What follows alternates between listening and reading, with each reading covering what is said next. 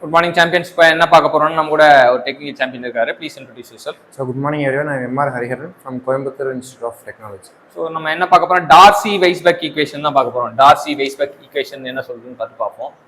Darcy அப்புறம் இன்னொருத்தர் வெய்ஸ்பக், ரெண்டு பேரும் சேர்ந்து ஒரு சம்பவம் செஞ்சாங்க. இவங்க செஞ்ச சம்பவத்துக்கு பேர் தான் வந்து ஈக்குவேஷன். என்ன ஈக்குவேஷன் அப்படின்னு பார்த்தீங்கன்னா, ஒரு ஃப்ரிக்ஷன்னால நடக்கிற இது என்னன்னா FL B square by 2GD, இதுதான் அவங்க கண்டுபிடிச்சது. இதில் Bனா velocity, Lனா length, Dனா diameter, Fனா ஃப்ரிக்ஷன் ஃபேக்டர் அப்படின்வாங்க. Fனா ஃப்ரிக்ஷன் ஃபேக்டர் அப்படின்வாங்க. Fனா ஃப்ரிக்ஷன் ஃபேக்டர் அப்படின்வாங்க. Fனா ஃப்ரிக்ஷன் ஃபேக்டர் அப்படின்வாங்க. ஸோ இதான் நம்ம தெரிஞ்சிக்க வேண்டிய விஷயம். ஸோ ஃபேக்டர் அப்படின்ற வந்து பெரியவன், ஃபேக்டர்னா பெரியவன். சில ஃபார்முலால வந்து நமக்கு என்ன பண்ணுவாங்கன்னா, சில ஃபார்முலால நமக்கு என்ன பண்ணுவாங்க அப்படின்னா, நமக்கு வந்து 4F அப்படின்வாங்க. சில ஃபார்முலால இது 4F டேஷ் வச்சுக்கலாம் நம்ம மாற்றத்துக்காக. ஆனா ஃபார்முலால வந்து FA கூட இருக்கலாம், சரியா? 4F டேஷ் வச்சுக்கலாம். அப்ப F டேஷ் அப்படின்னா யாரு அப்படின்னா, F டேஷ் யாருன்னா ஃப்ரிக்ஷன் கோஎஃபிஷியன்ட். கோஎஃபிஷியன்ட்னா சின்னவன், கோஎஃபிஷியன்ட்னா C ஃபார் சின்னவன், Cனா சின்னவன், P ஃபார் பெரியவன்.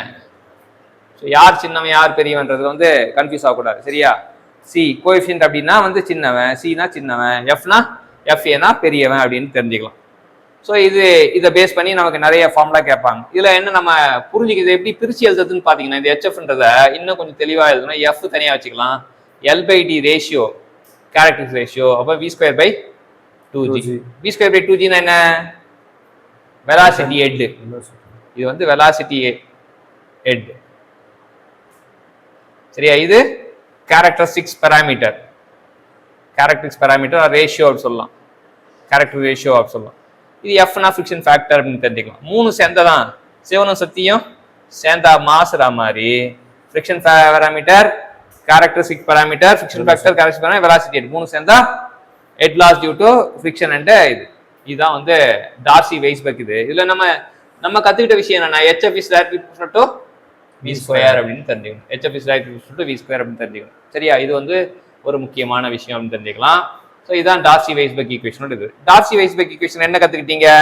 So Darcy-Weisbach equation na, so head loss due to friction HF equal to F into L V square divided by 2GD. F na friction factor, L na so L na length, V na velocity, G na gravity, so D na diameter.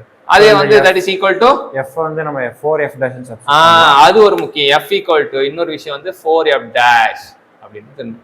நமக்கு F dash கொடுத்துட்டு F கேட்பாங்க, இல்ல F கொடுத்துட்டு F dash கேட்பாங்க. அப்ப பாத்தீங்கன்னா F/4 ரெண்டுமே மாத்தி கேட்பாங்க. ஸோ F dash னா ஃப்ரிக்ஷன் கோஎஃபிஷியன்ட். ஸோ இது வந்து ஸ்மால் f வந்து எப்படி நம்ம ஞாபகம் வச்சுக்கலாம், CO-ன்றது சின்னவன் அப்படின்றதுனால F dash அப்படின்னு ஞாபகம் வச்சுக்கலாம். ஸோ அதுக்கப்புறமா 4F dash L V²/2GDன்றது நம்மளுக்கு இன்னொரு ஈக்குவேஷன் கிடைச்சிருக்கு. ஸோ இதை வந்து நம்ம பிரித்து குரூப் பண்ணி எழுதுனோம்னா HF equal to F into L/D into V²/2G. இந்த V²/2Gன்றது வெலாசிட்டி ஹெட், L/Dன்றது கேரக்டரிஸ்டிக் பேராமீட்டர், ஸோ Fன்றது friction factor. So HF equal to இந்த மாதிரி குரூப் பண்ணிடலாம். அதுக்கப்புறமா HF is directly proportional to V²ன்றது நம்ம இதில் தெரிஞ்சு. ஸோ இது என்னென்ன கேள்விலாம் கேட்டாங்கன்றது நம்ம 1 by 1 பார்ப்போம். இதை நம்ம கற்றுக் கொடுத்த M.R. Hariharan, thank you so much. Thank you champions. கை தட்டுறா.